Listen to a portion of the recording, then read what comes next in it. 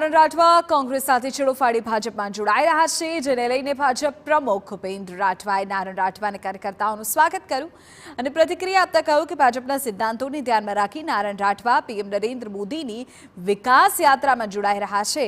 વધુમાં ટિકિટ બાબતે કહ્યું કે આ અંગે રાષ્ટ્રીય પાર્લામેન્ટરી બોર્ડ અને પ્રદેશ પાર્લામેન્ટરી બોર્ડ નિર્ણય કરશે। છોટાઉદેપુર જિલ્લો કોંગ્રેસ મુક્ત બની રહ્યો છે।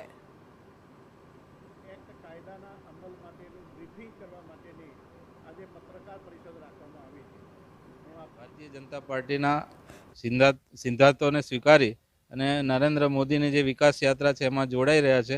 એમાં આજે નારણ રાઠવા પણ આપણા રાજ્યસભાના સાંસદ જોડાઈ રહ્યા છે। એ નારણભાઈનું અને એમના કાર્યકર્તાઓનું અમે સ્વાગત કરીએ છીએ।